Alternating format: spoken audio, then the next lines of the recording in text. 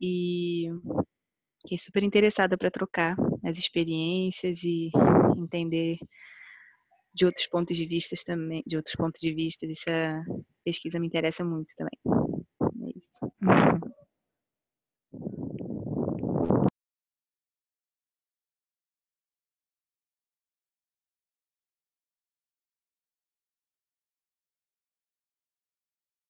Então, boa noite. Estão me ouvindo? Então, sou o Rafael, eu sou de Florianópolis. No momento eu estou em Braga, aqui em Portugal, é 11h11 agora. Estou fazendo doutorado em educomunicação. Sou morador da Ecovila São José, onde a Amanda passou aí também, lá em Florianópolis. E nesse momento, então, estou aqui no velho mundo, tentando pegar um pouco do ouro de volta, se eu conseguir. E aí trabalho com isso aí, com educomunicação, trabalhei no projeto Babitonga Ativa, no projeto Meros do Brasil, desenvolvi um programa de extensão com produção audiovisual com crianças na escola da Vargem Grande, lá onde é a Ecovila. E estamos aí para escutar aí, para saber o que tá rolando. Valeu aí. Legal. Gente, quem chegou agora, eu estou arriscando aqui um minutinho de apresentação para todo mundo. Conforme for chegando mais gente, aí também para a gente não avançar muito no tempo, aí vou sinalizar para falar mais assim o nome, da onde vem, se é de alguma comunidade, tá? Mas por enquanto vamos aí, você fazendo umas apresentações rapidinhas, a Rafa, acabou de entrar, outra que está lá no Velho Mundo. Vamos lá. Oi, Amanda, eu sou a Jade, eu sou aqui de São Paulo e eu fiquei sabendo de você faz aproximadamente 1 hora. Eu estava num Zoom com o Alex Bretas, também eu faço parte da comunidade de Novas Economias aqui em São Paulo, e conversando sobre criar comunidades à base de confiança, ele falou que também me falou sobre esse Zoom e eu senti o chamado de estar aqui. Não foi por acaso que isso me veio assim, tão em cima da hora. E aí, tô curiosa para saber o que é, qual é a sua experiência também sobre isso.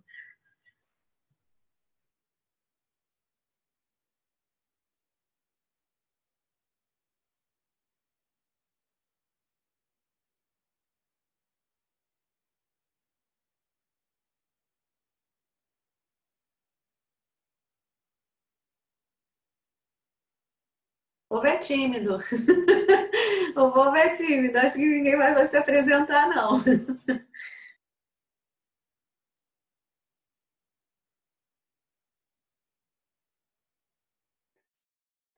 Então, quem ainda falta? Juliana, Maiara, Marina, outra Amanda, Rafa e Alê.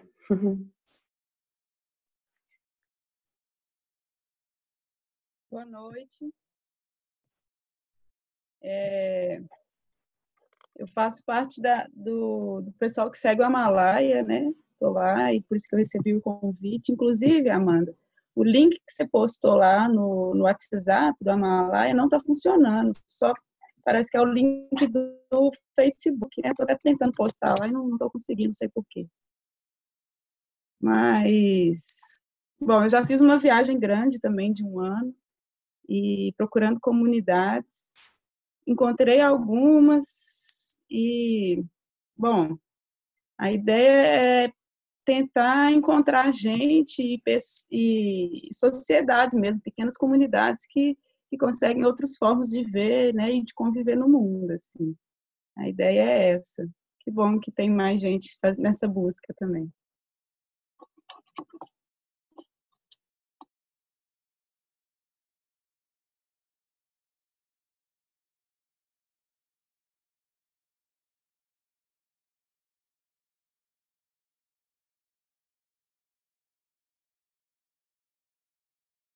Oi, gente, vocês estão me ouvindo?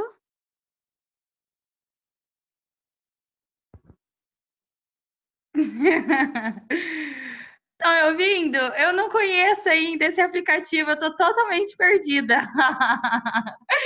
Ai, eu conheci a Amanda no passado, lá no Enca, maravilhosa. A gente ficou muito, muito, muito amiga. Desde então, fiquei acompanhando a jornada dela.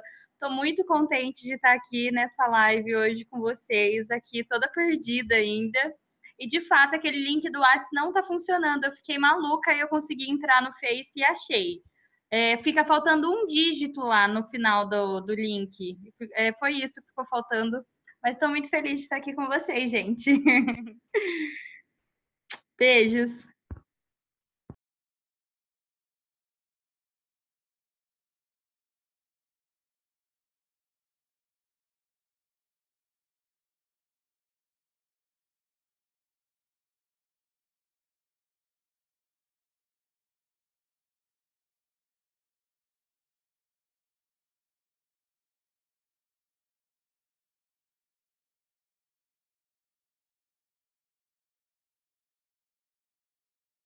Boa noite, galera.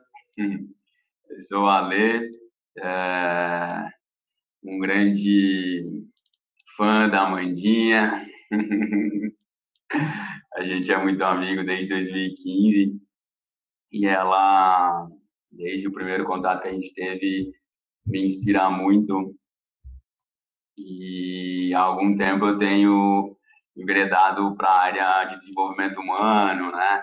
Também me interesso muito por formas inovadoras de educação e estou muito feliz de estar aqui e aprendendo com a Dinha e com todo esse time que ela está juntando, né? A Mandinha é daquelas pessoas que por onde passa vai fazendo que a família siga aumentando, né, de gente boa. E então, para mim, é sempre uma honra estar envolvido em coisas que essa menina que brilha muito encabeça, de alguma forma está envolvida, né? Então, estamos aí para seguir aprendendo. Muito bom ver carinhas conhecidas aí, carinhas novas também.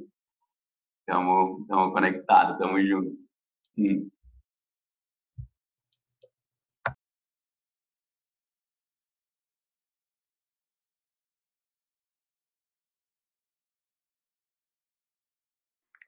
Para quem entrou agora, estamos fazendo uma breve apresentação, só para dizer quem somos, da onde que a gente se conecta com esse chamado, mas assim, rapidinho, que aí na sequência eu vou começar a contar um pouquinho para vocês.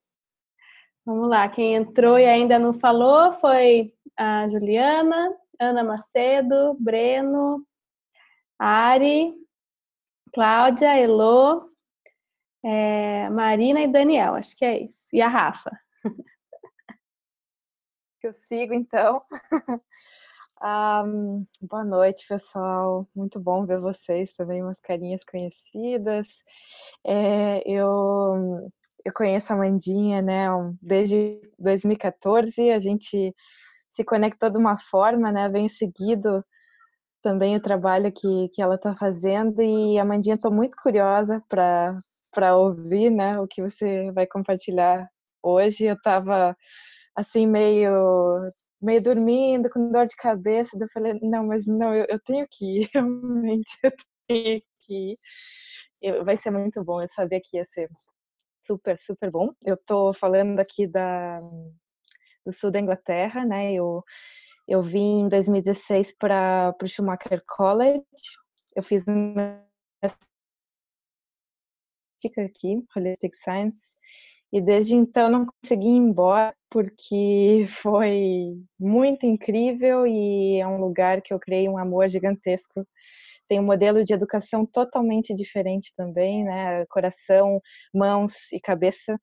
E é um lugar onde a gente integra bastante, né, a racionalidade, o intelecto com o exercício de usar as mãos, que é tão importante, né, e não é tão...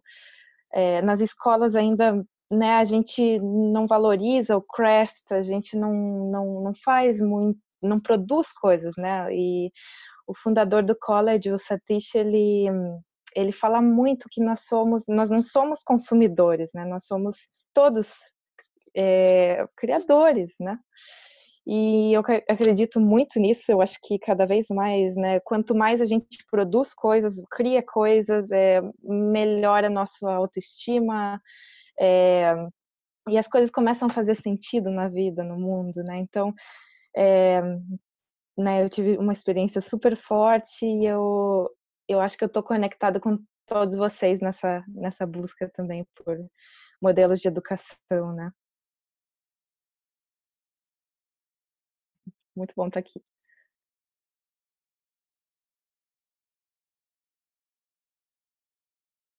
Bom, acho que sou eu agora, né? Boa noite. Ana, eu sou Mandinha tem pouco tempo, né, do Art of Hosting, e né, um Art of Hosting de educação, pensando aí um pouco modelos de educação. E eu sou mãe, até um mês atrás eu morava num sítio, né, as crianças com 2 filhos pequenos, e eles não vão para a escola ainda, então assim, eu super querendo, né, sempre tentando ir me inspirar mesmo em ações como essa, né, de entender como que acontece essa vida e educação tudo junto ao mesmo tempo, e como ir passando isso para os pequenos. Agora também como professora, né, também tentando levar isso para um sistema que é um pouco mais fechado, mas como também ir cavando, né, e levando um pouco desse conhecimento de vida para a educação, né, como que a gente vai fazer nessa ponte. É isso. Muito bom estar aqui. Estou aqui na missão, mas estou aqui ouvindo.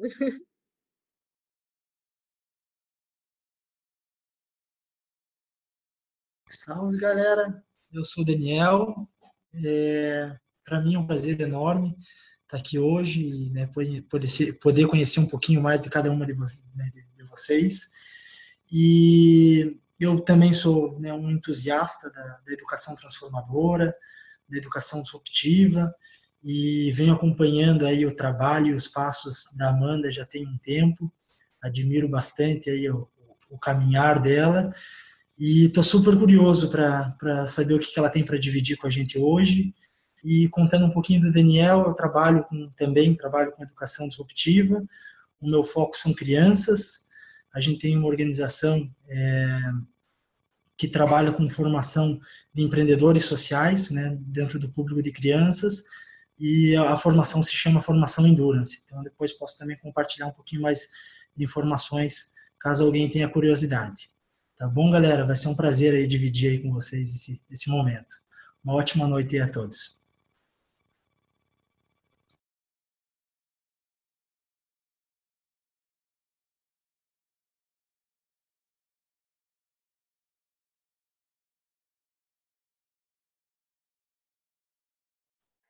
Oi, gente, quem chegou depois, vamos fazer agora só um nome e da onde que eu estou falando, e aí a gente começa a conversa compartilhando do projeto, tá bom? Só tirar o microfone do mudo e falar. Oi, eu sou Cláudia, falo de Curitiba.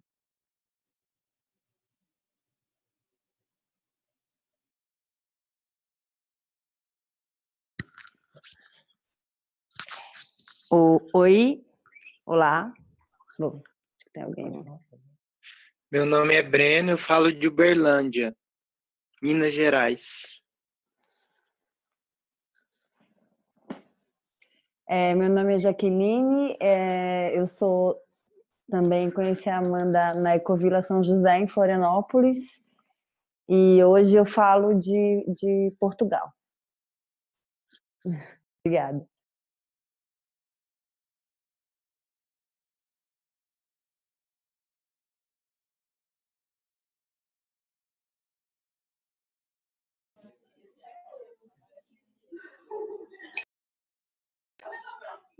Oi, pessoal. Aqui é Heloísa. Estou falando aqui de Bento Gonçalves. Estou eu e o Sadia aqui ouvindo. Bem feliz de poder também está acompanhando e apoiando essa jornada da Amanda. Bem animada para ouvir.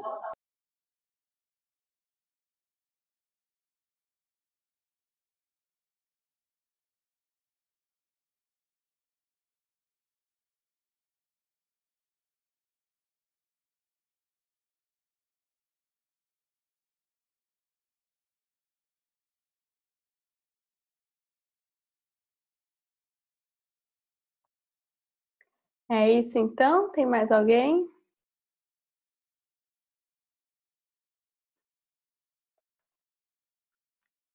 Então, vamos começar. Talvez algumas pessoas estejam sem microfone também, não sei. É muito bom ver umas carinhas conhecidas, de perto, de longe, de mais longe, pessoas que eu conheci no caminho. Muito bom mesmo. Aqueles que nem o Alê, que estão me perseguindo já faz um tempo. E até algumas viagens a gente fez junto. Vou pedir licença para contar de novo a mesma história. Principalmente ali o início, né, de quem sou eu, como tudo isso começou, para quem, né, para quem está conhecendo agora. Mas vou tentar fazer isso também brevemente para contar já das impressões, né, das histórias, dos momentos dessa viagem. Então eu pensei de ter isso como o recheio assim dessa dinâmica de hoje, né, fazer essa breve contextualização e depois deixar a maior parte do espaço para a gente trocar mesmo e fazer um diálogo sobre, né, as comunidades e as impressões. Eu vou mostrar e citar todas elas, mas a gente vai falar mais sobre aquelas que vocês tiverem curiosidade de saber, né? Porque foram 20 no total, e aí, para a gente falar de todas em 3 horas, já foi muito desafiador aqui no presencial, quando a gente fez aqui em Curitiba. Então, no online, que a gente tem menos tempo e menos recursos também, vamos tentar esse desafio, né? E depois também, né, sempre fica aberto para outras interações.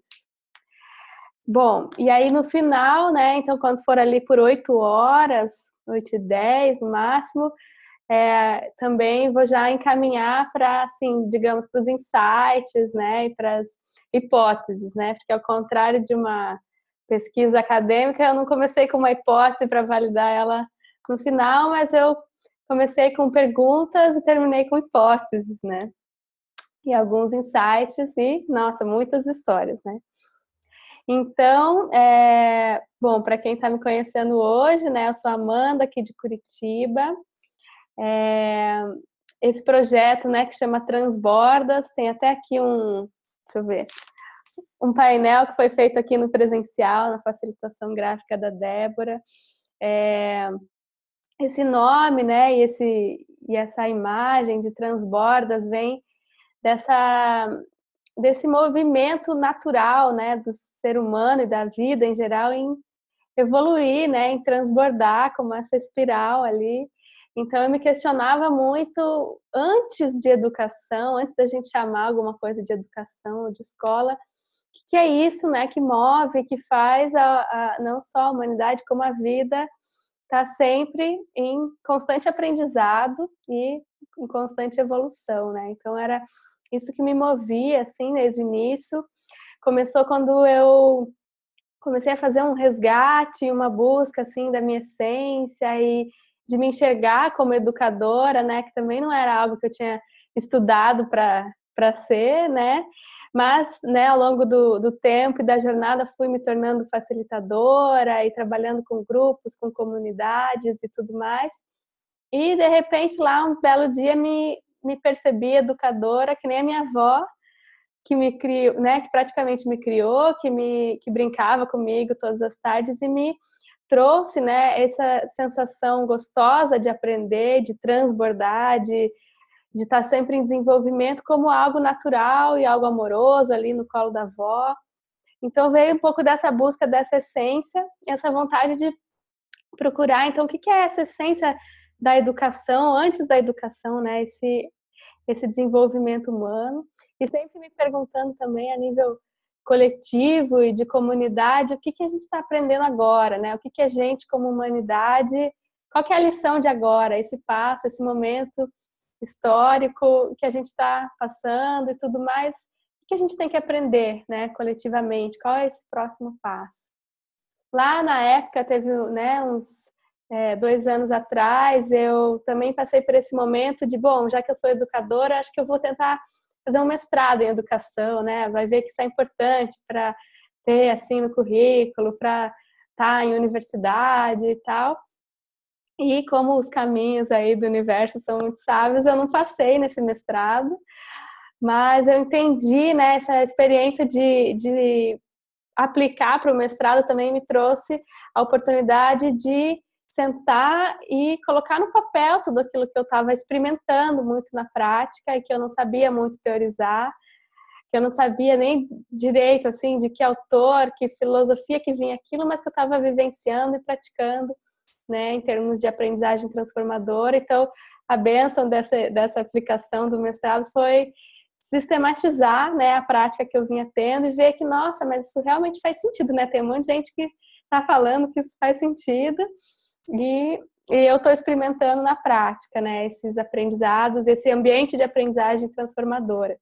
Na época eu estava numa ONG aqui de Curitiba que chama Sociedade Global, a gente escreveu, né, o Diego está aqui, a gente escreveu sobre essa metodologia, né, o que faz um ambiente de aprendizagem ser transformador.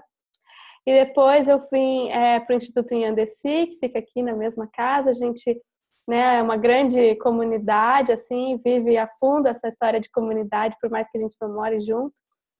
E também comecei a entender que essa aprendizagem transformadora tinha tudo a ver com estar em comunidade, né, com esse senso de pertencimento, esse espaço onde eu tenho liberdade e autonomia para ser quem eu sou e, de repente, em relação com as outras pessoas, me descubro e me desenvolvo ainda mais e com uma potência que eu não tinha experimentado na escola, na universidade, ou seja lá onde for. Então, todas essas inquietações, essas motivações que me levaram, então, puxa, agora eu quero ver como que isso acontece além daqui de Curitiba, eu quero ver como que isso acontece no mundo, e aí comecei a mapear muita coisa. Com o Instituto Inhandesi, que é a instituição que faz a educação Gaia, né, aqui em Curitiba. O Gaia tem aí presença em mais de 40 países, esse estudo, né, de mais de 20 anos sobre ecovilas e comunidades intencionais, que traz essa questão de aprendizagem em comunidade, né, uma referência para educação para sustentabilidade. O Gaia me trouxe ainda mais essa visão de, puxa, a chave disso daí deve estar em aprender em comunidade. E aí eu fui, então, mapeando as comunidades, aí vi que no Brasil, só no Brasil a gente tinha muita coisa interessante, incrível para visitar. E aí comecei, né, a selecionar e filtrar. E 6 meses depois eu vejo que o Brasil é muito grande, né, para 6 meses.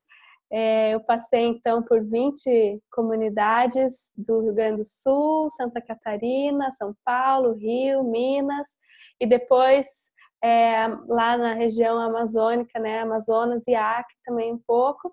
Ou seja, deu 6 meses, eu nem passei pelo Nordeste, nem passei pelo Centro, então acho que isso vai ser uma próxima jornada, né, Transbordas 2.0, algo assim. E não por falta de vontade, mas porque realmente tudo tinha se configurado ali para acontecer em 6 meses, e essa já foi uma primeira experiência assim muito rica, né? Quando eu voltei da Amazônia mesmo, eu estava assim, copo cheio, não consigo absorver mais nenhuma informação, nenhuma experiência, deixa eu voltar, eu preciso aterrar um pouquinho de novo antes de tomar um fôlego de novo, né? Bom, acho que também é interessante eu falar assim rapidinho sobre o que eu entendo, né, por esses termos assim que já me perguntaram: comunidade de aprendizagem transformadora. Então, assim, quando eu falo comunidade, eu estou trazendo esse conceito que é o mesmo do Gaia, é o mesmo da Rede Global de Ecovilas, né, que são comunidades intencionais, né, pessoas que intencionalmente decidiram conviver e acho que tem alguém chamando, alguém levantando a mão. Não? Ah, tá. Gente, qualquer coisa, todo mundo entra no mudo que é pra a gente não ficar ouvindo esses ruídos, mas qualquer coisa, em qualquer momento, pode tirar o microfone do mudo e falar alguma coisa, tá? O bastão fica aí na roda. Então, o conceito de comunidade na visão Gaia, né, de comunidade intencional. Então, onde existe essa cola, né, que a gente fala, esse senso de pertencimento, que é diferente de, por exemplo, uma comunidade, uma região de vulnerabilidade social, que a gente antigamente era favela, depois virou região de vulnerabilidade social, e aí muitas vezes se chama também comunidade, né, porque fica mais bonitinho e tal. Não. Nesse caso, eu estou olhando para a comunidade no âmbito intencional, né, onde existe esse pertencimento. E comunidade de aprendizagem é um termo também que já está ganhando uma popularidade, né, um conhecimento, muito vem de um conceito na Espanha, né, onde as escolas, né, como centro, começam a entender que elas precisam abrir um pouco, né, as fronteiras, quebrar os muros. Então, também dentro dessa ideia de cidade educadora, bairro educador, e a escola como um centro que começa a ampliar para, então, vamos envolver as famílias, vamos envolver o bairro, outras pessoas. O Instituto Natura, né, trouxe isso para o Brasil e tem feito esse chamado para as escolas. Mas na minha busca, eu via que era muito mais do que a escola como um centro ampliando, né, a sua borda. Então, quando eu comecei a investigar assim, comunidade de aprendizagem, difícil dizer o que não é comunidade de aprendizagem, né? Se existe esse senso de comunidade, existe muita aprendizagem. Então, por exemplo, como que uma aldeia indígena não é uma comunidade de aprendizagem, né? E aí, a aprendizagem transformadora no sentido de alguns princípios, assim, que falam de, né, se a gente for pegar algumas referências, uma consciência planetária, que já estão orientados para um desenvolvimento sustentável, né? Então, dentro disso, eu já comecei assim com esses princípios, né? Que eu vou até falar aqui, buscando projetos que tivessem esse como princípio, né? Educação integrada à vida, nesse sentido transdisciplinar, nesse sentido do ser humano integral, né? Vida em comunidade, né? Então, projetos e iniciativas que tivessem, né, obviamente, essa formação de comunidade incluída, e comunidades, então, que naturalmente se veem, né, novamente integradas à terra. Então, meio que esse fractal natural, né, que em tudo que a gente vê tem o eu, o nós e o todo, né? E entre escolher esses projetos, alguns projetos, ou um projeto, por exemplo, que é de inovação na educação, mas é relacionado exclusivamente à tecnologia, por exemplo. Então, eu usei esse princípio para dizer, não, o que me interessa são esses que estão levando as pessoas a se integrarem novamente em comunidade, se integrarem à terra, né? E aí, diante disso, né, fazendo esse filtro, essas escolhas de comunidade, muita coisa mudou no meio do caminho, né? Muita coisa, lugar que eu tinha escolhido e tinha começado a conversar, não rolou de ir, outros foram aparecendo no meio do caminho, acho que essa é a graça, né? Mas sempre com esses princípios. E aí, como lente, né, como eu já falei bastante aqui do Gaia, como lente de observação, digamos, eu não queria também um eixo norteador ou nada... você vai fazer uma comparação, um estudo das comunidades. Não, era muito mais o vivencial, né? Essa pesquisa participativa. E como lente eu usei justamente a mandala do Gaia, né? Então esse estudo de 20 anos de o que faz com que algumas comunidades deem muito certo, prosperem ao longo do tempo e se mantenham, se sustentem, né? Que é o que onde o Gaia nasceu, né, e a Rede Global de Ecovilas, trazem muito que vem de um equilíbrio dessas 4 dimensões. Então, as comunidades que se desenvolvem, têm esse desenvolvimento sustentável, estão olhando para esse equilíbrio entre dimensão social, dimensão econômica, ecológica e visão de mundo, né, que é como eles chamam essa parte cultural e espiritual. Então, eu, né, fui a campo, como a minha amiga desenhou aqui, né, com todos esses conceitos na mochila e essa lente nos olhos, para ver, né, aí se colocando na prática, como é que isso se dava, assim. E aí, com isso, né, então, foram 20 comunidades, e aí, de repente, acho que eu vou até compartilhar aqui a tela, onde eu vou mostrar, né, o nome delas e os tipos de comunidade, porque dentro disso, né, comunidade intencional, eu busquei também uma diversidade, assim, no sentido de, tem algumas que são urbanas, tem algumas que são ecovilas e comunidades rurais, tem projetos de escola, bairro educador, e tem também aldeia indígena, e tem uma empresa, né, que também não estava previsto. Se eu fosse dizer assim, esse projeto tem a ver com empresa, não tem nada a ver com empresa, mas, né, por acaso, logo de cara, assim, na primeira visita, que eu estava em Porto Alegre com a nossa amiga Darlene, né, que ia fazer um workshop lá, eu fui na empresa, que é a Mercury, vi que ela realmente se vestia, né, dos pés à cabeça de laboratório de aprendizagem. Está muito nesse momento, nesse movimento de criar comunidade, aprender junto e ver, né, o que a gente aprende junto com toda essa vulnerabilidade, essa disposição, né, para experimentar. Então, eu vou compartilhar aqui um pouco a tela, só para vocês verem, e a partir daí a gente segue no diálogo com perguntas mais específicas, tá? A Miriam também entrou, a Miriam está junto comigo no time do próximo Art of Hosting Educação, que vai ser em setembro aqui. Então, né, como eu falei, esses 3 princípios, educação integrada à vida. Vocês estão vendo a tela compartilhada? Vida em comunidade e comunidade integrada à terra. Fica até difícil separar, né? Não é para separar mesmo uma coisa da outra, né? É muito orgânico esse desdobramento. O Gaia, né? Que eu já falei. E aqui, então, vem a lista, né?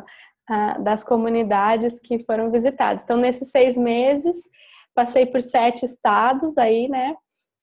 Foram mais de 50 apoiadores também, entre as pessoas, apoiadores no sentido financeiro mesmo, né? Entre pessoas que faziam parte da campanha de financiamento coletivo, outras com apoios pontuais, e vários bônus cósmicos aí, coisas que foram aparecendo também no caminho, né?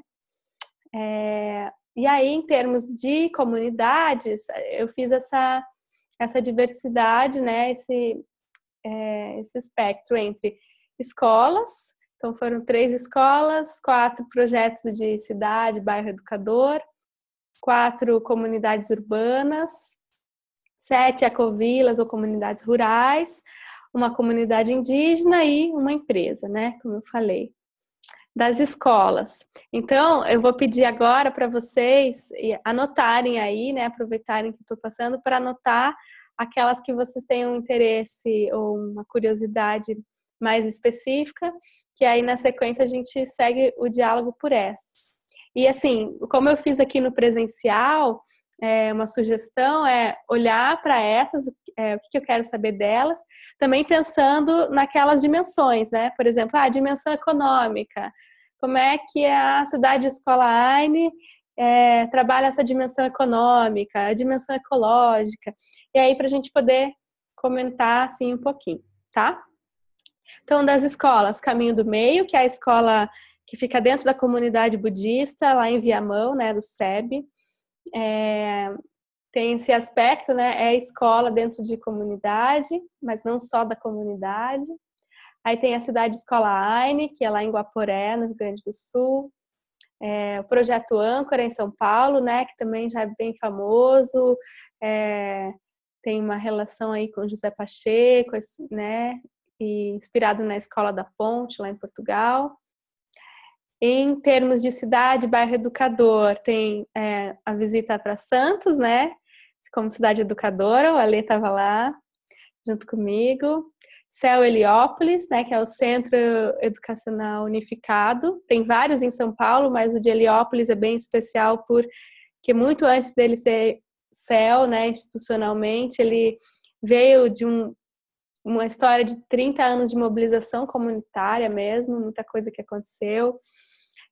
Monte Azul, que também tem esse aspecto de ser em periferia e ser um projeto envolvendo toda a comunidade, junto com a antroposofia, né, com a Uti Kramer, que é a dona Uti Kramer, que é uma pedagoga aí dessa área da antroposofia. Vargem Grande, comunidade saudável, lá em São Paulo, mas também é um projeto do Tião Rocha, né, do CPCD.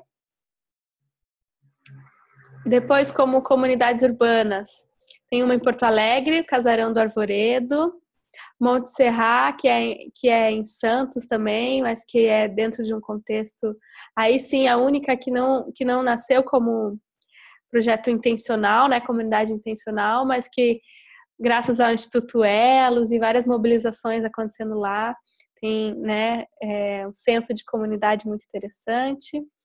Casa Nietzsche, no Rio de Janeiro, Aldeia Maracanã, também no Rio de Janeiro, um contexto super específico de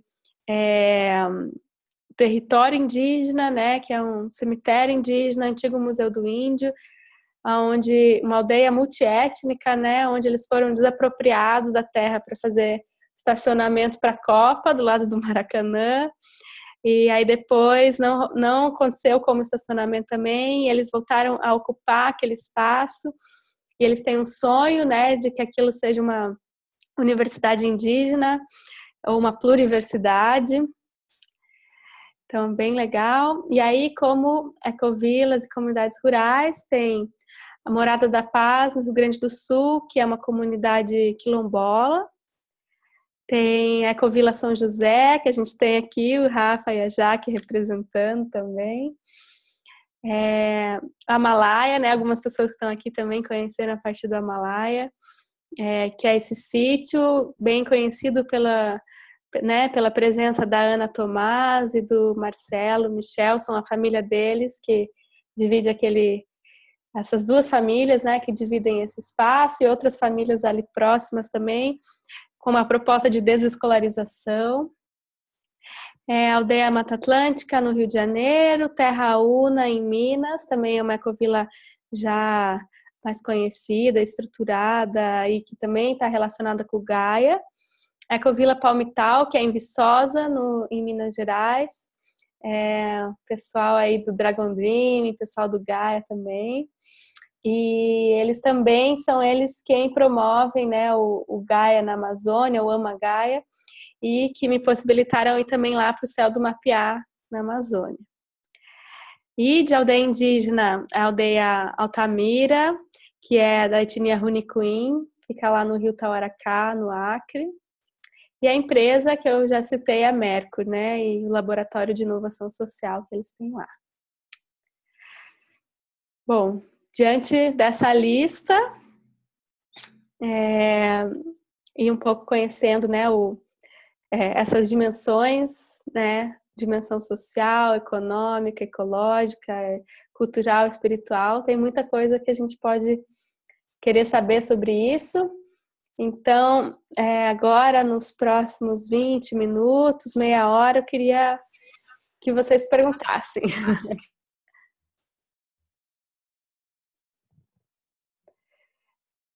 O bastão está no centro. Quem quiser, só tirar o microfone do mudo.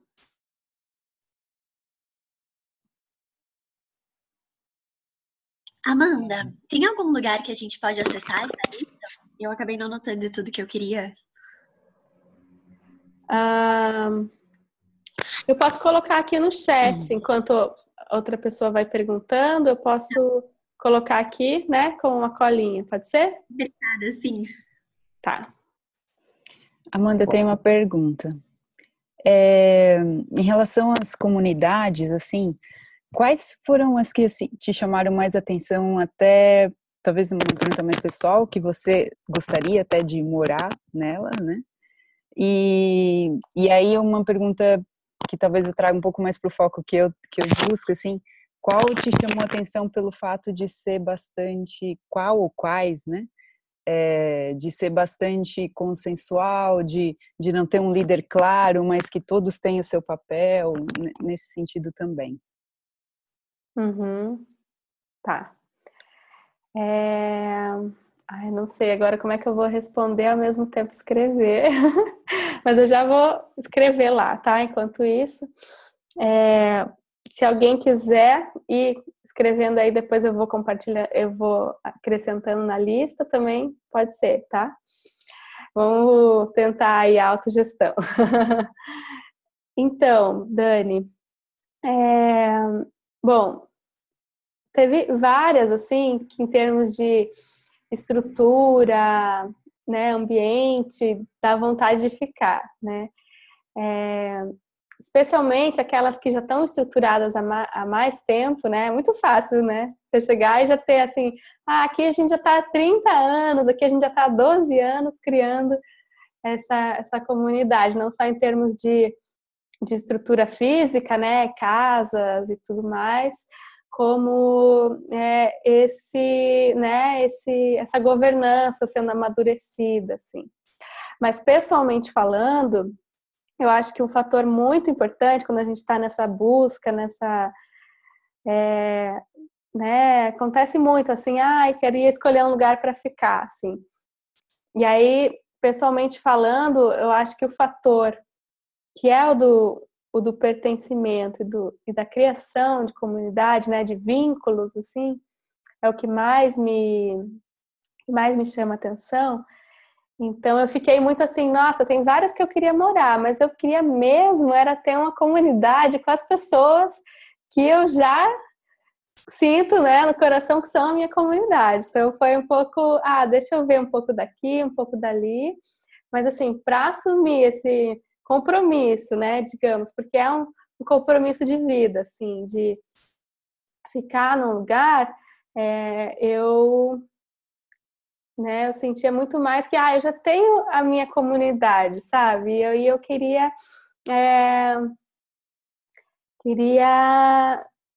criar, né? Eu queria algum dia a gente também estar num lugar assim, maravilhoso como esse, ter uma estrutura como essa. Mas no sentido bem pessoal, né? Foi mais isso. Agora, é interessante você perguntar isso, porque junto com todas essas observações, essa jornada de investigação que passava, né? E não tem como não passar pelo pessoal. E aí, para quem estava acompanhando as conversas na Malaya, isso também vai fazer sentido bem rápido, que é a descoberta dos paradoxos, né? Então, é uma coisa que o Amalaya me ajudou muito, e as conversas que a gente tinha lá, tanto presencial quanto online, a entender muitos conflitos que iam surgindo para mim na mente, assim, né, nessas observações todas, entender que aquilo que antigamente eu olhava como incoerências, você começa a perceber, né, mais amorosamente como paradoxos. Porque não existe, né, comunidade perfeita, não existe, como diz a Darlene Eden, SA, mas existe em qualquer lugar, principalmente na gente também, paradoxos. E aí aprender a acolher, né, e aceitar esses paradoxos como parte da vida, ou seja, é uma comunidade que tem um fator ecológico super bem desenvolvido, puxa, mas eu vi lá que alguém usou fralda descartável. Nossa, mas como assim? Coloca em risco, né? Coloca em jogo o que eu estou pensando, que é uma comunidade? Não, isso é só um paradoxo no caminho. E um dos paradoxos era esse do sentir pertencente, né? E de, quero ficar nesse lugar ou não quero. Então, eu até vou usar as fichinhas aqui que eu fiz para o presencial, porque foram, assim, uma enciclopédia de paradoxos que eu fui encontrando. E quando eu falar paradoxo aqui também é interessante a gente entender que não é do lugar de, justamente é sair do lugar de qualificar, né, ou dizer, isso está certo, isso está errado, isso é bom ou ruim, tinha que ser assim ou não, mas de integrar, né, integrar essas supostas dualidades que a nossa mente conhece como dualidade. Então, muitas vezes eu chegava nos lugares e a gente, como ser humano, quer logo pertencer, né? Quer logo se sentir ali acolhido.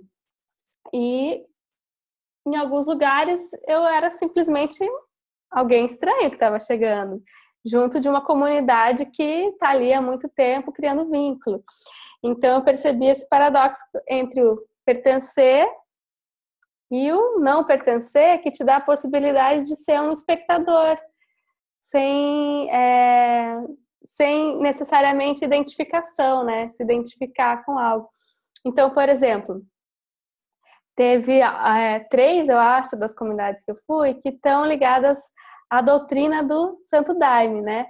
A Ecovila São José é uma delas.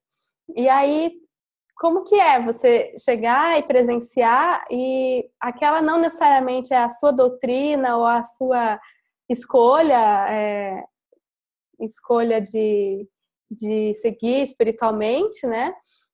Mas é uma experiência, né? E é uma realidade para você conhecer e se integrar e procurar compreender. E você não precisa em nenhum momento se identificar ou não. Você só olha, acolhe, sente, experimenta, né? Então, nesse sentido. Agora, outra questão que você trouxe é sobre a governança, né? Até vou comentar mais sobre isso quando a gente falar dos insights principais, assim, no âmbito social, mas foram, assim, maturidade, né, níveis de amadurecimento bem diferente entre algumas comunidades em termos de como se dão as formas de governança, né? Aquelas que estão há mais tempo, elas já costumam ter passado por um processo de olhar, né, para sua governança, como se estrutura. Então tem lá associações de moradores, tem grupos de trabalho específicos e experimentam, né, algumas formas de consenso, de tomada de decisão mais participativa, né? Outras, como a Malaya, por exemplo, isso já não é mais necessário e de alguma forma acontece sem a gente usar um método específico, né? Mas eu confesso que eu gostaria de ter visto mais processos desses, né, participativos, aonde a gente fala sobre como a gente decide, como são as decisões.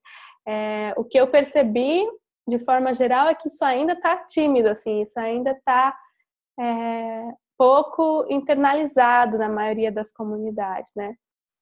E aí, de repente, o Rafa e a Jaque também podem contribuir um pouco da experiência deles, porque a Ecovila São José é uma dessas que está há mais tempo e já teve estágios, né, onde foi tendo oportunidade de amadurecer isso, assim, essa parte de governança, assim. Não sei se vocês podem compartilhar um pouquinho, Rafa.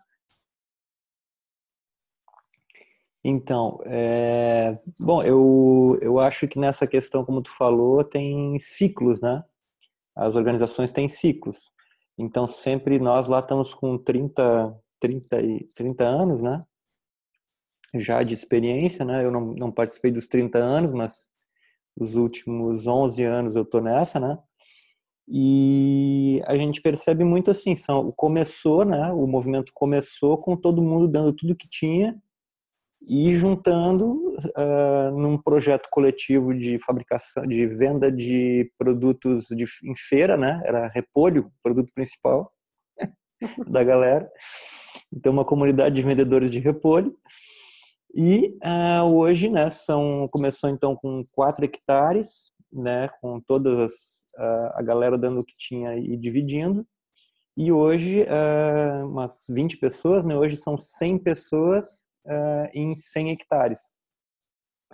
E dentro desses 30 anos, então, houve todos esses processos, né? A gente vai foi aperfeiçoando um modelo, né?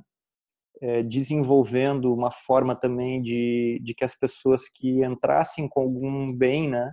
Depois pudessem, por qualquer motivo, porque uma coisa que a gente percebe assim, em muitas comunidades intencionais, ou que eu também já acompanhei algumas assim, né? Que paralelamente a essa que eu vivo, é que às vezes uma das questões que a gente resolveu lá, né, que eu acho importante também, que é uma questão do bem patrimonial, né? Às vezes a pessoa se entrega a um movimento desses, só que por algum motivo que às vezes não é uma questão que a pessoa gostaria, né?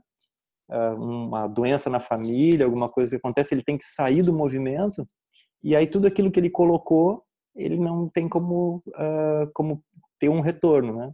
Então a gente tem um sistema que também dá esse retorno, né? Então tem vários detalhes assim que às vezes numa comunidade dessas, num afã, né, numa vontade de se envolver, a galera não se percebe, e aí isso vai se dando ao longo do tempo, né? A gente também teve as comissões, tem os encontros associativos, né? Então tem momentos em que tu tem das 100 pessoas, tem 40, 50 pessoas que estão super ativas, né? E tem outros momentos em que vai ter 10 pessoas, né, que vão estar tocando e o resto vai estar com outras demandas, né? Fora do movimento, assim, continua participando, continua rezando para que os outros deem conta, né? Mas não vão estar tão engajados, né? Então sempre cíclico, né? Eu tenho um livro uma pesquisa que foi feita em 300, 400 organizações, né? Em que eles traçam inclusive um gráfico, né? Em que a tendência são períodos, né, em que tem participação baixa, depois tem platôs em que fica um tempo, depois desce, né? Então esses são os movimentos que esse tipo de associação, né, civil, ele tem até umas curvas características, né?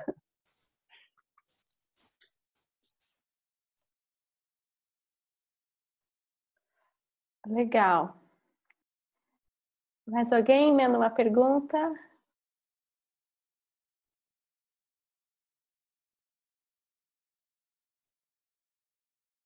Mandinha. Oi. Tudo bem? Tudo bem. Legal. Uma satisfação poder finalmente trocar com você nessas perspectivas.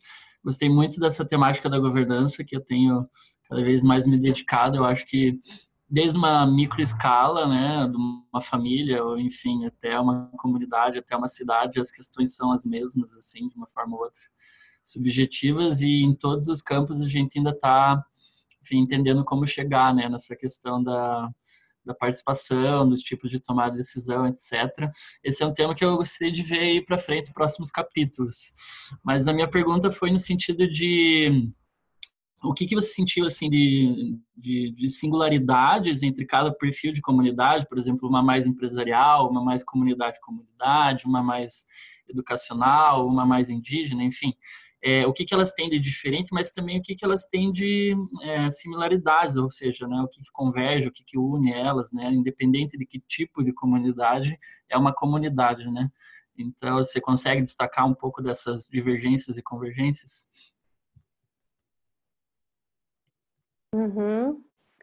Tá, então acho que a melhor forma de fazer isso, que pega um pouco, né, abrange todos os aspectos, olhando mesmo para essa leitura das dimensões, assim, né? Então vamos pegar a dimensão cultural, espiritual, né, que é a visão de mundo, que é geralmente, aí se a gente for olhar quase um padrão, né, a cola mais forte ou mais comum entre as comunidades, né?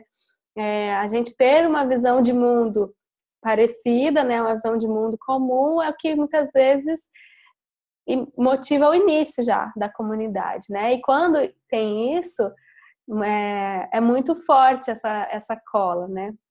Então, em termos de cultural e espiritual, assim, né? Isso ser o fator de motivação e de sustentação da maioria dessas comunidades, mesmo aquelas que não têm um cunho espiritualista, assim, né?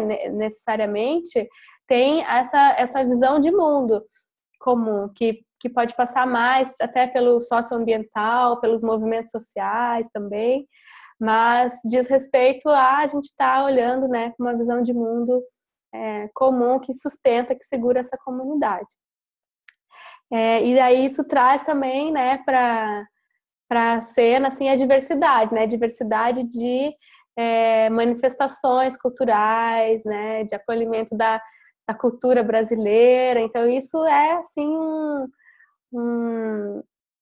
né, um grande potencial do Brasil, assim, né, essa coisa colorida, essa coisa das múltiplas culturas e de ser, por essência, integrador, assim, acolhedor de tudo um pouco, né? Então tem capoeira, tem umbanda, tem tudo que é tipo de manifestação brasileira acontecendo junto, e se chegar uma próxima, entra aí, né? Então isso eu achei muito legal, assim, em termos do cultural, né?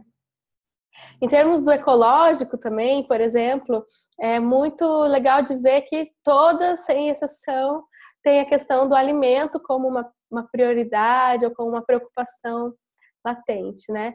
Mesmo aquelas que são mais urbanas e que fazem isso numa escala menor ali da agricultura urbana, da horta comunitária, do bairro ou dentro de casa,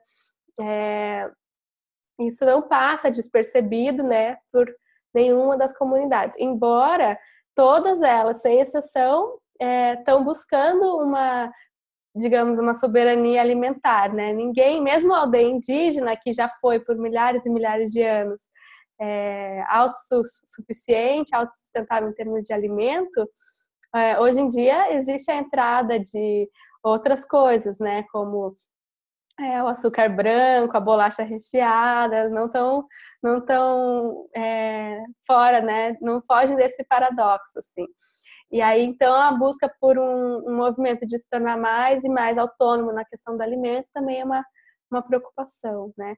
E em termos de tecnologias, de bioconstrução, de energia, também todas em algum nível estão olhando para isso, né? Eu acho que teve uma comunidade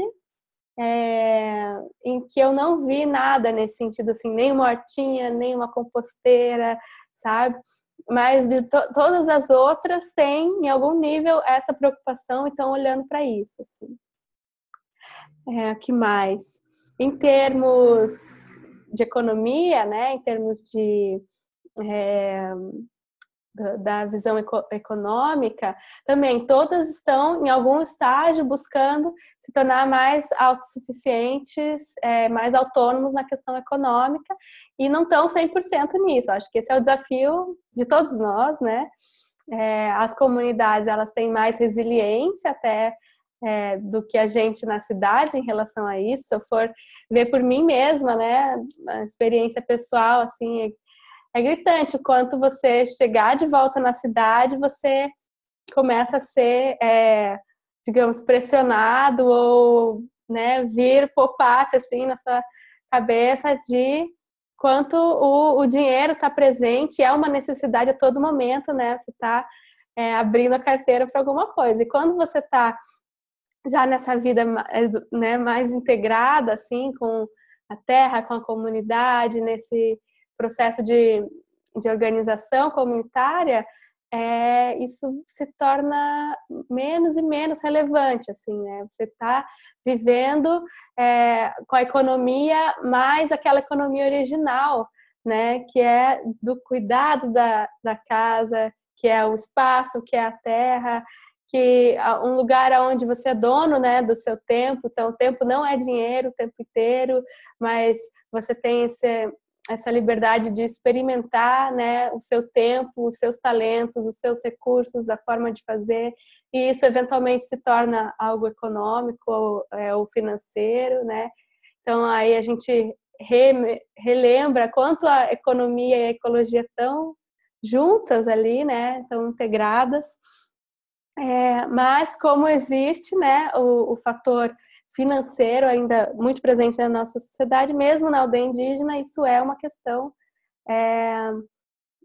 sempre, né? Assim, não se foge disso. Então, hoje, o índio precisa de dinheiro para quê? Para comprar barco, para comprar gasolina para o barco. Pelo menos para isso, ele vai vai precisar, né? E outras ecovilas, como o Céu do Mapiá, por exemplo, que estão com 35 anos, por muitos anos viveram sem a presença do dinheiro, onde todo mundo come da mesma panela, onde tudo é compartilhado, onde a floresta provê tudo. E o que precisa de dinheiro a gente tem, né, um caixa único, por exemplo, e depois, com a entrada de pessoas de fora, de muitos visitantes e tudo mais, isso vai se tornando necessário admitir o dinheiro porque, puxa, o turista ele vem e ele só tem dinheiro para trocar, então, né, a gente aqui tem possibilidades, mas aí começa a ter essa mescla. Eu lembro também muito do relato lá da Ecovila São José, do tempo, né, dentro desses ciclos, um tempo em que esses empreendimentos não lembro o que você contou no início, que era o vender. Não, a gente teve uma mesa de feira, que foi uma venda de produto, que o principal produto era o repolho, depois teve uma fábrica de granola, depois teve uma parceria com o Céu do Mapiá, que a gente vendia também, então, produtos da Amazônia, né? Isso foram os primeiros. E depois disso a gente teve também uma cooperativa interna, e atualmente ainda funciona informalmente um banco, né? A gente tem um banco a gente fornece financiamento social para os nossos moradores, né? Para empreendimentos, coisa e tal. Isso. Então a história do repolho eu não lembrava, mas eu lembrava desse movimento empreendedor, né? De banana, de secar banana, tinha umas histórias bem engraçadas, assim, de todos os desafios que era no início, né? Para começar a sustentar a comunidade, aí depois granola e tudo mais. E aí eu lembro que era uma questão justamente o crescimento, né, da comunidade, das pessoas, que vai desafiando, assim, né, essa forma de tudo no mesmo pote, e aí foi trazendo a necessidade de se organizar, né, em diferentes frentes. Então, esse fator econômico, assim. A questão do econômico, só para aproveitar que tu comentou, que é o que a gente observou, que a gente fez vários processos já também nessa questão de gestão, né? A gente fez o plano de desenvolvimento nosso, né, o PDA, depois a gente fez aquele da pedagogia social, um outro, depois a gente fez o fortalecer, o pessoal do Dragon Dreaming esteve lá com a gente também, né? E nessas avaliações, uma das coisas que fez com que o pessoal saísse dessa coisa mais de todo mundo ter a mesmo caixa, né?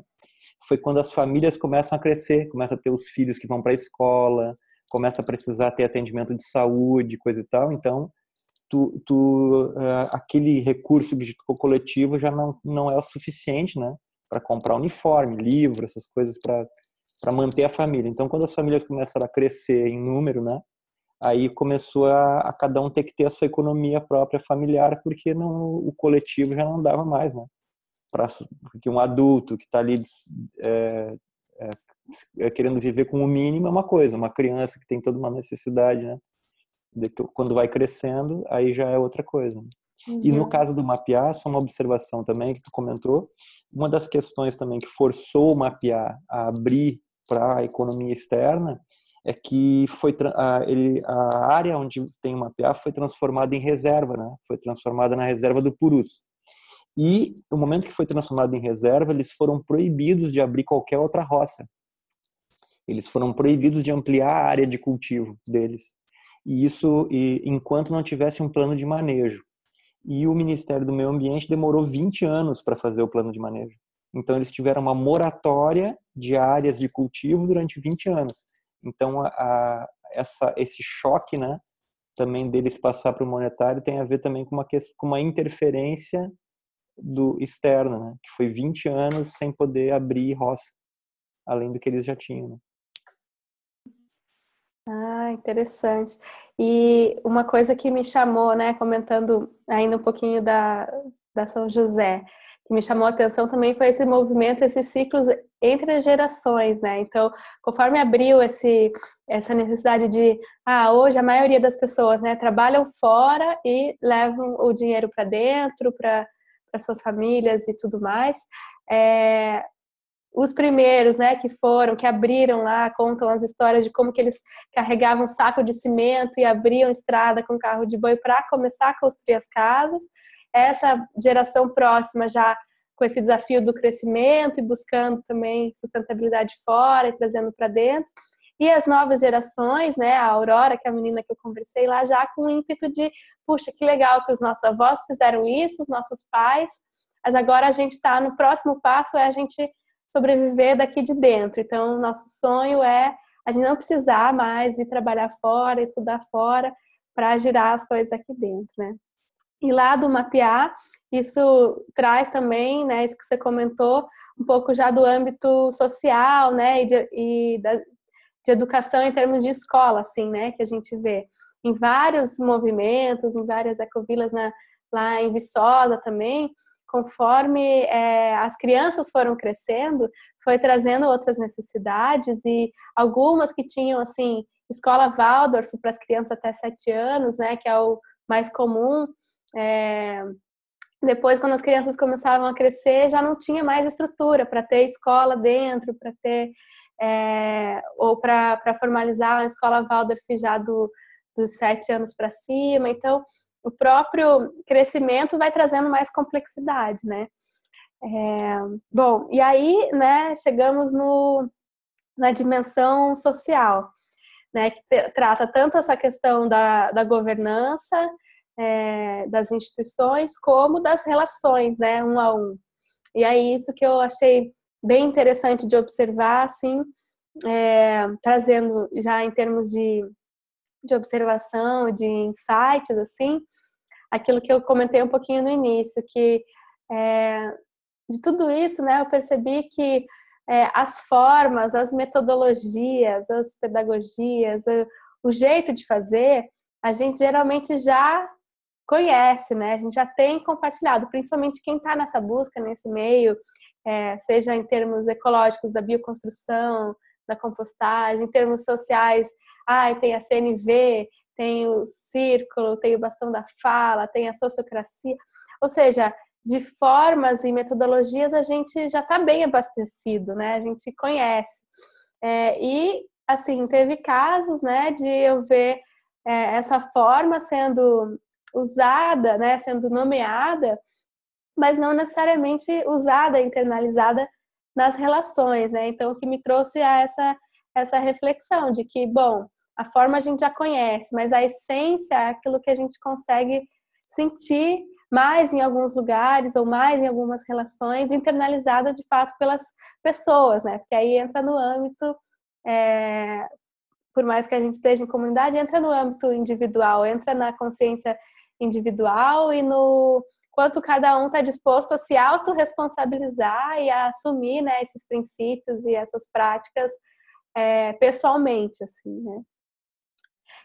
Então, por exemplo, uma tela que eu queria compartilhar com vocês, que diz respeito a isso, né? Quando a gente fala, por exemplo, em como que a gente lida com conflitos, né? Essa é uma das principais coisas no âmbito social e que, na minha visão, como a gente está falando, né, desse equilíbrio de todas as dimensões, eu senti, na maioria dos casos, que a dimensão social ainda é a menos observada, assim, em termos de dedicação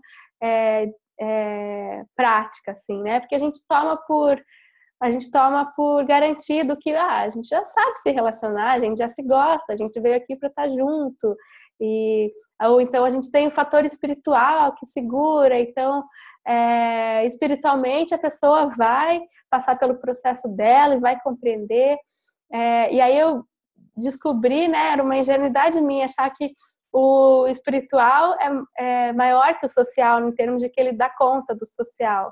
E não necessariamente é assim, né? No espiritual a gente pode estar comungando de uma mesma prática, e no social a gente não está se falando, a gente não está se comunicando direito, a gente acha que, ou a gente delega, né, para o espiritual resolver, assim. E aí isso foi uma surpresa e um paradoxo, assim, também, dos que eu encontrei. E olhando para a questão social, então, como uma necessidade que, no meu ver, é o que bem dizer, sustenta mesmo a comunidade, claro, o equilíbrio de todas as dimensões, mas muitas vezes a gente acha que é o construir parede que faz a ecovila, né? Fazer a bioconstrução e tudo mais. E aí a gente percebe que algumas iniciativas que estão há 10 anos falando que a gente não tem tempo para muita conversinha, a gente tem que fazer, já tem a terra, aí vamos construir, vamos fazer, e não sei o quê. De repente passa 10 anos e tem lá uma casa construída, ou nenhuma, né? Eu cheguei a presenciar isso, assim. Então, onde é que a gente está perdendo tempo, né? Então, ficou muito gritante para mim, latente, essa necessidade de cuidar e de olhar para o social a sério, assim, né? E junto com muitas conversas aí que a gente foi tendo com as pessoas no caminho, e muito também os insights junto com o grupo do Amalaia, né? Eu fui processando isso um pouco melhor, e o que é esse social, e o que é dentro desse social que ajudaria, né, a gente olhar para esse aprendizado coletivo, assim. Amanda? Oi. Oi, a Jaque. Então, com relação assim às relações sociais, assim, eu fiquei curiosa eu queria saber assim como que é a participação das mulheres, assim, se é uma participação igualitária com relação à participação dos homens, assim, no lugar de protagonismo, né, desses espaços por esses espaços que você passou.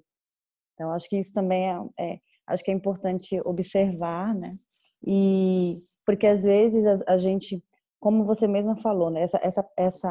As relações sociais, às vezes parece que elas já estão dadas, né? Que elas são daquele jeito mesmo e não dá para ficar muito de conversinha porque as pessoas não têm tempo, exatamente isso. Então, quando na verdade é a partir daí que tudo é sustentado, né? Então, eu só queria que você falasse com relação assim às mulheres, porque eu acho que isso é também um dado importante, assim, se você tiver alguma observação a fazer.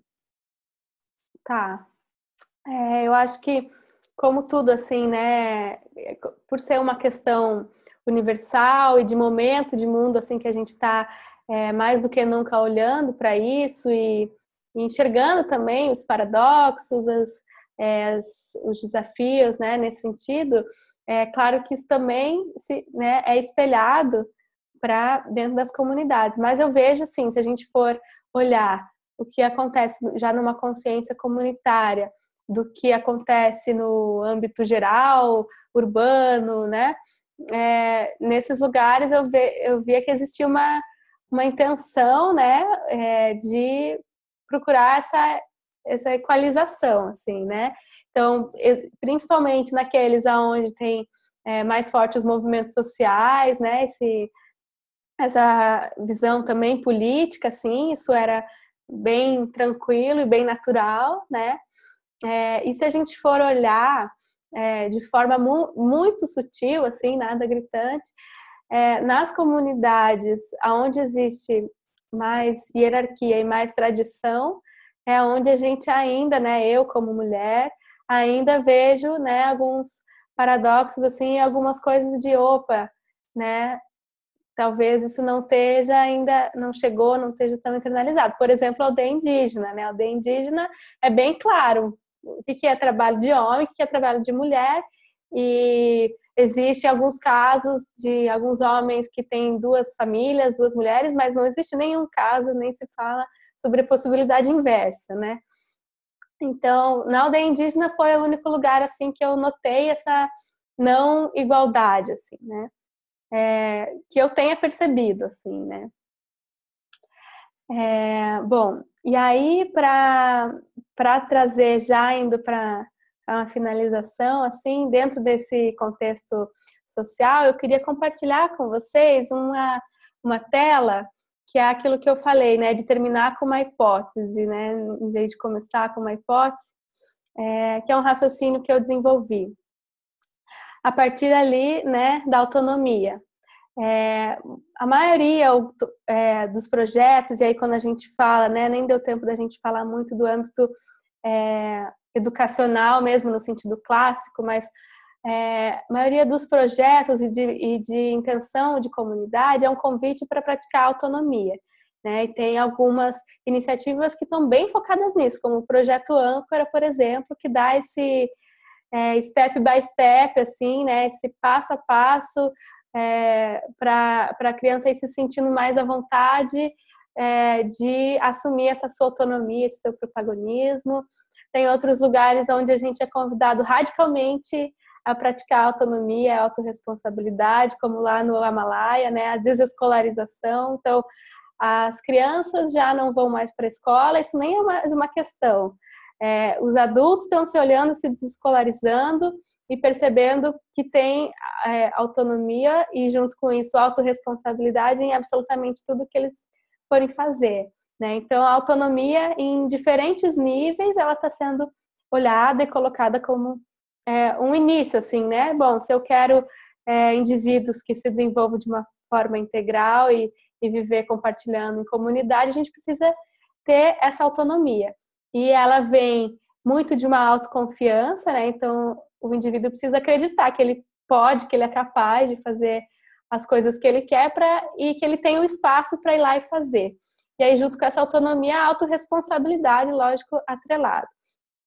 E aí que a gente entra, né? Então, eu chego num espaço onde eu tenho abertura para fazer, para experimentar e para ser quem eu sou, a gente entra naturalmente em criação, né? E nesse processo de criar a nós mesmos, né? Que é o conceito da autopoiese ali, que vem do Maturana, mas que a Ana Tomás trouxe muito assim nas nossas interações, que é onde eu estou não criando projetos ou coisas, mas a primeira coisa eu estou criando a mim mesma, porque somos seres vivos, né? E tudo que a gente faz, no fundo, é parte da nossa própria criação.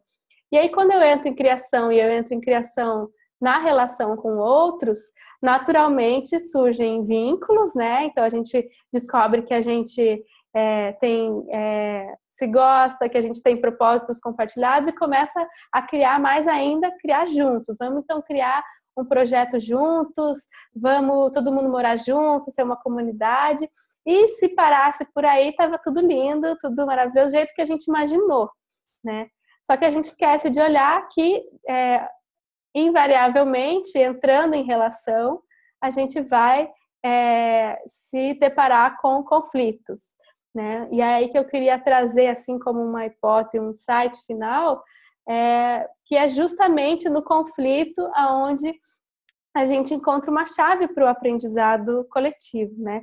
Não que seja a única fonte de aprendizagem, mas o conflito, ele emerge para trazer uma informação, né? Ele vem dizer que, olha, tudo estava desse jeito, mas agora, obviamente, como todo mundo está sentindo, não está funcionando mais, ou alguém não está confortável com isso, ou algum atrito surgiu, e como tudo é impermanente, a gente vai precisar criar algo diferente para equalizar, integrar esse conflito. Então, se a gente olhar, né, aí falando coletivamente, porque a gente pode até já fazer isso, cada um individualmente, mas o que eu percebo como um desafio, né, um potencial para as comunidades, sejam elas ecovilas ou escolas que queiram ser comunidades, ou qualquer comunidade que se enxergue assim, se a gente olhar para os nossos conflitos como essa potência para o aprendizado, essa potência criativa, a gente, né, ir trabalhando para se desidentificar do conflito em si, ou de, né, como que bate em cada um e tudo mais, a gente vai ter que passar por isso, mas quando a gente conseguir olhar para o conflito como essa bênção, né, essa oportunidade de trazer uma informação que precisa emergir, que essa comunidade precisa olhar para partir para um novo lugar, aí a gente internalizaria isso como um aprendizado coletivo e voltaria, né, a viver e a criar já uma oitava acima, né, já tendo aprendido algo que depois vai vir o próximo conflito, o próximo desafio e cada vez mais complexos, mas a gente está justamente aproveitando a potência, o propósito desse conflito para gerar o aprendizado coletivo, em vez de gerar uma fragmentação, que é quando cada um sai com a sua versão do conflito, né, com a sua percepção, onde a gente tocou bem pouco ou nem tocou nele. E aí eu posso sair refletindo um monte, me tornando até uma pessoa mais consciente depois desse conflito, mas isso não foi feito coletivamente. Então, digamos assim, a minha hipótese é que a gente está nessa caminhada, né, como coletivos e como humanidade, assim, a gente ainda não aprendeu, de fato, a fazer isso. Eu acho que, de alguma forma, esse é o próximo salto, assim, né, que a humanidade quer dar, assim, em termos de inteligência coletiva mesmo, né? A gente fala muito de inteligência coletiva, a gente, em comunidades, está mais próximo e tem mais chance, mais tempo e mais dedicação, às vezes, de olhar para isso, né? Se a gente olhar as comunidades como um microcosmo do que acontece na sociedade, né? Elas já estão num laboratório, digamos, mais avançado, mas em termos de humanidade em geral, eu vejo que a gente ainda não consegue essa neutralidade, né? Ou essa vacuidade mesmo, esse vazio de simplesmente perceber o conflito e o que ele está trazendo e usar ele como potencial, né? Então, de alguma forma, eu queria ouvir também, para finalizar, assim, um pouco de quem quiser comentar o quanto isso faz sentido para você, faz algum sentido ou não faz, e deixar um convite, assim, né, para quem quiser experimentar mais isso nas suas comunidades, nos seus coletivos, e aí a gente fazer algumas experimentações em termos de vamos integrar o conflito como parte dessa nossa história de aprendizado, né, e ver o que acontece. Assim, essa é uma das coisas que eu imagino e vejo fazendo agora na sequência, né, além de compartilhar conteúdos e continuar compartilhando detalhes e recortes dessa viagem, é trabalhar mesmo para co-criar e nutrir essas comunidades de aprendizagem, aonde o conflito também é bem-vindo. E aí, alguém? Ai! Tem um baby ali escutando. De repente, ela pode trazer alguma luz pra gente. Oi, dá para ouvir? Oi, Amanda. Então, ouvi tudo, achei, nossa, muito incrível esse momento final de sistematização das coisas. Me fez muito sentido na pesquisa que eu tenho tido aqui também.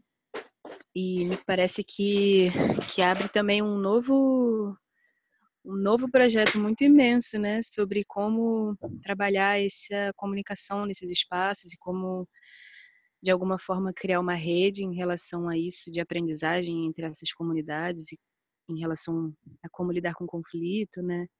Me parece um projeto imenso, assim, maravilhoso de existir, assim, de compartilhar essas lidas com o conflito, né, essas formas de olhar para ele como potência, né. E é isso, eu fiquei muito instigada a adentrar mais nesses lugares e nesses espaços e observar esse ponto específico, né, da comunicação e da integração entre as pessoas. Fiquei muito, muito, enfim, muito empolgada com esse compartilhamento. Agradeço muito.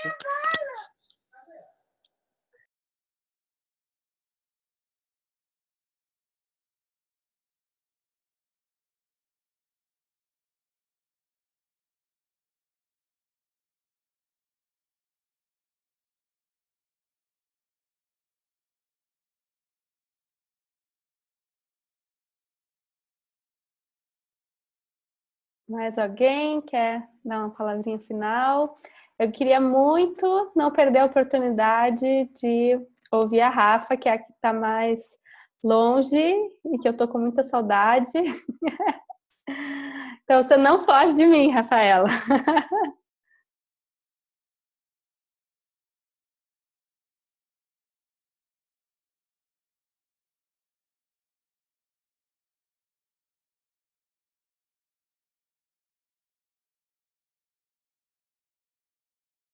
Ah, Mandita, então eu adorei o compartilhamento também. Achei muito profundo, anotei os nomes também das comunidades, eu queria olhar mais a fundo, eu fiquei com vontade de fazer o Ama Gaia também, muita vontade. Ainda não fiz o Gaia, não acredito. E, e tantas coisas vieram assim sobre as dimensões também. Eu queria saber melhor como o espiritual tá em cada uma das dimensões, sabe? E como que algumas comunidades, né, acolhem diferentes práticas espirituais e ficou também bem forte essa parte que você trouxe do conflito, né? Eu estou vivenciando alguns conflitos em lugares maravilhosos e lugares onde as pessoas se consideram, nossa, nós somos uma bolha, nós estamos aqui muito afastados, mas na real o que a gente vê nessas situações de conflito é que a gente é um microcosmos do macrocosmos, né? Não tem separação, né?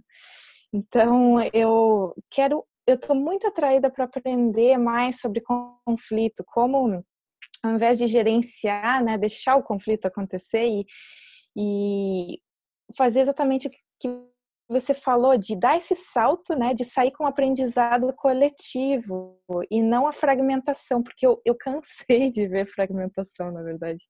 E eu fico assim, eu fico paralisada, né? Porque você não quer convencer as pessoas, né, a voltarem, a falarem umas com as outras e tudo mais. E às vezes no contexto do dia a dia, aquilo se perde, né? Aquela situação, ela vai e as pessoas ficam chateadas. Então, isso está acontecendo em várias comunidades, né? Eu estou vendo em vários lugares, assim. E eu queria aprender alguma coisa, eu queria poder oferecer isso para alguém. Então, se você pudesse comentar um pouco sobre conflito, como você experienciou o conflito, né? Eu achei brilhante esse esquema que você sistematizou, né? Da autonomia, da autopoiese, né? Adorei como você ligou as coisas. Fez muito sentido para mim e para o que eu estou vivendo agora.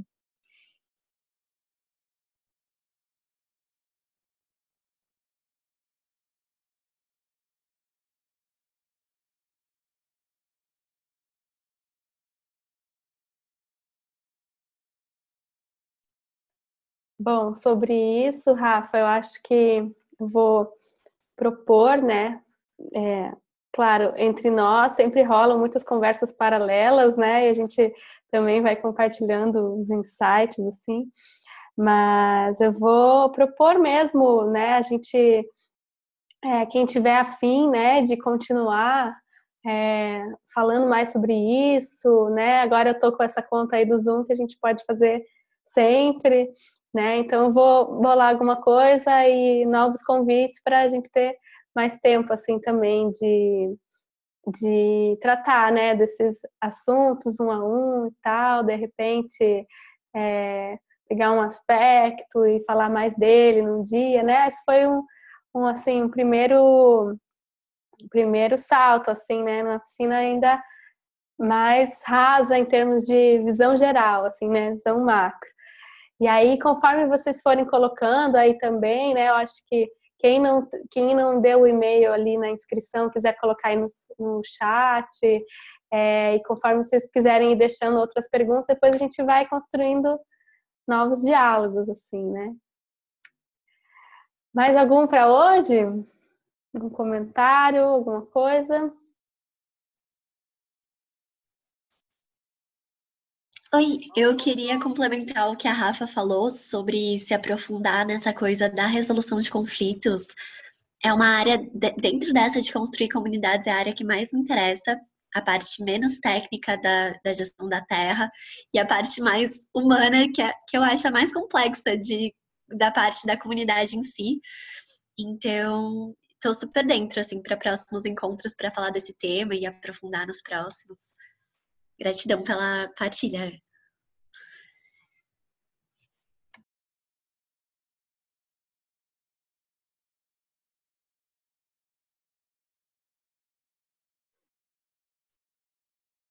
Bom, gente, então acho que por hoje é isso. Também tem um outro call aqui na sequência, mas eu quero, né, muito bom ver a Fê também com o bebê, e todo mundo, né, carinhas conhecidas e carinhas novas que estiveram por aqui. Por favor, antes de saírem, podem colocar os seus e-mails e por e-mail ou por aqui deixar próximas questões ou pedidos, que aí a gente vai se manter em contato, tá bom? Agradeço muito todo mundo que ficou aqui escutando, participando, que também faz parte desse campo, né, de nutrir, alimentar. Oi, Bru!